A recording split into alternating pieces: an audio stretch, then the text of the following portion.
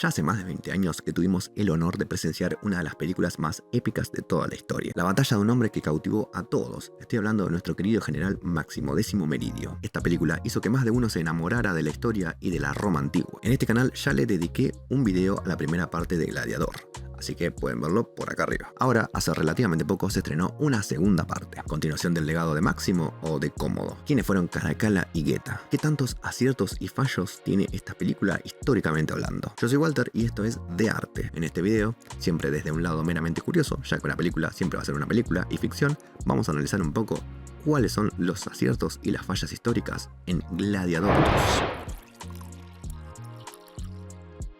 Esta vez no tenemos a nuestro querido Russell Crowe protagonizando a su personaje más icónico. En esta ocasión tenemos a Lucius Verus II, hijo de Lucila y Máximo en esta historia. Y repitiendo la primera parte, también se convierte en gladiador. Ahora, ¿qué tanto de todo esto es cierto y qué tanto de todo esto es mentira? La respuesta más corta es no, para nada. Por empezar, como ya dijimos en el video sobre Gladiador 1, Máximo directamente es un personaje 100% ficticio. Lucius jamás podría haber sido hijo de él, porque este personaje no existió. Pero esto tiene sus entramados creativos para la ficción, y es que Lucius Verus II sí existió. Fue hijo de Lucila y... bueno, hasta ahí vamos bien. Después, mucho más no podemos decir. Lucius murió siendo solo un niño, así que las chances de que éste reclamara el trono o siquiera que considerase ser gladiador eran prácticamente nulas. A diferencia de la primera película, donde la inspiración para Máximo venía de varios personajes históricos, acá Lucius es más bien el legado de Máximo y no tanto una figura histórica. Lucila se muestra como una pieza clave en todo el entramado político del Imperio Romano. Es una hábil estratega que está atrapada entre el legado de Cómodo y su padre Marco Aurelio. ¿Qué tanto de todo esto es cierto? Lamentablemente la historia nos dice que esto es otra de las licencias creativas de Hollywood. Sí, Lucila existió y tuvo implicancias políticas, como la de querer matar a su hermano Cómodo, pero más allá de eso, no hubo demasiado. De hecho, este plan de matar a Cómodo no le resultó muy bien que digamos, y debido a esto primero fue exiliada y luego ejecutada por orden del mismísimo Cómodo. Así que bueno, toda la importancia que tiene la película, la verdad que habría acabado muchísimo antes de los eventos de la misma. Caracalla y Geta son dos emperadores que son mostrados de una manera un tanto particular. En Gladiador podemos verlos como impulsivos, locos, perversos, y también nos recuerda bastante a lo que fue la locura del famoso emperador Calígula. Todas estas excentricidades lo llevaron a un final bastante trágico. Pero esto, ¿realmente fue así? Este es uno de esos casos donde la realidad supera a la ficción. ¿Por qué? Simplemente porque la realidad fue bastante más brutal que la película. Ambos hermanos eran coemperadores, hijos de Septimio Severo, un emperador con origen en el norte de África que intentó mantener el poder en su familia. Por eso nombró a sus dos hijos emperadores, ya que veía que ambos se llevaban mal y quizás podrían compartir el poder. Ahí es donde le erró bastante, porque Caracalla y Geta no se podían ni ver, se odiaban profundamente. Incluso se plantearon dividir el imperio en este y oeste, gobernando cada uno su parte, pero esto no fue posible. En el 212 después de Cristo, Caracalla se hartó y asesinó a Geta, pero lo morboso de esto es cómo lo mató. Lejos de hacerlo meticulosamente, Caracalla simplemente ordenó que se apuñalara a su hermano. Todo esto frente a su madre, Julia Domna, quien quedó totalmente choqueada por la escena. Caracalla no se detuvo ahí y ordenó algo así como eliminar su rostro e imagen de todos lados. Quería borrar a su hermano de la historia, no solo físicamente. Claramente esto no fue posible, porque si no, no sabríamos nada de él, pero la realidad es que Caracalla era autoritario, obsesionado con el poder y gobernó con tiranía y con maldad.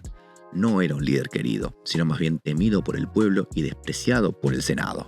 Macrino es presentado como un personaje de poder, de dinero, pero con un trasfondo duro ya que fue esclavo. Según la película, ascendió tanto que fue un personaje clave en lo que fue el asesinato de Caracalla. Gladiador 2 lo presenta como un hombre que busca venganza y poder.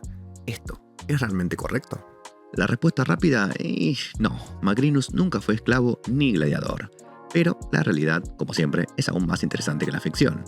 Porque sí, Macrinus existió.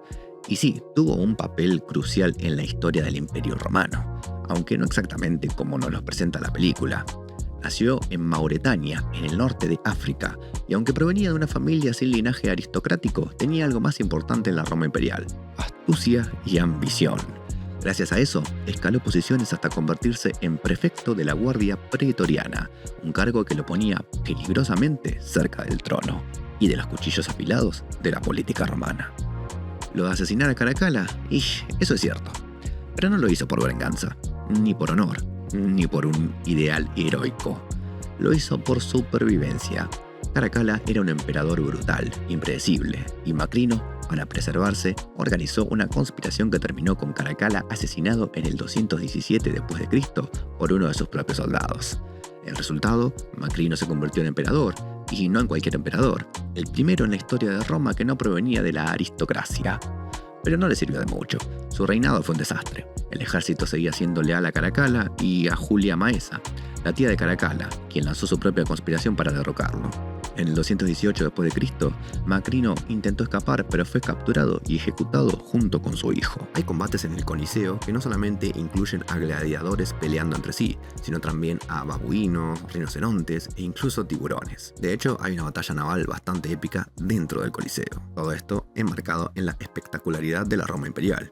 ¿Esto es realmente cierto? Que el Coliseo romano era el escenario de los espectáculos más brutales del mundo antiguo es un hecho. Pero lo que vemos en Gladiador 2, bueno, eso ya es otro tema. Empecemos por lo cierto. Los romanos usaban animales exóticos en sus juegos. Y no estamos hablando de cualquier animal. Había bestias traídas desde los rincones más remotos del imperio. Desde leones africanos hasta osos, elefantes e incluso cocodrilos. Estas criaturas protagonizaban las venaciones, que eran espectáculos de caza donde cazadores entrenados o prisioneros condenados se enfrentaban a ellos para el disfrute de la multitud. Pero ahora viene la parte donde la película empieza a desviarse. ¿Había rinocerontes? Sí, los hubo, pero no como monturas de combate. Un rinoceronte en la arena no era un aliado de los gladiadores, era el enemigo, y su mera presencia ya bastaba para emocionar al público. La idea de alguien cabalgando un rinoceronte en medio de un combate no tiene ningún sustento histórico. ¿Babuinos? También hay registros de simios en espectáculos romanos, aunque no como guerreros. Probablemente los utilizaban más como entrenamiento o como una curiosidad exótica. Imagínate el caos que generaría soltar un grupo de babuinos en la arena. Eso seguro habría llamado la atención del público. ¿Y los tiburones? Y acá es donde la ficción se va un poco al pasto.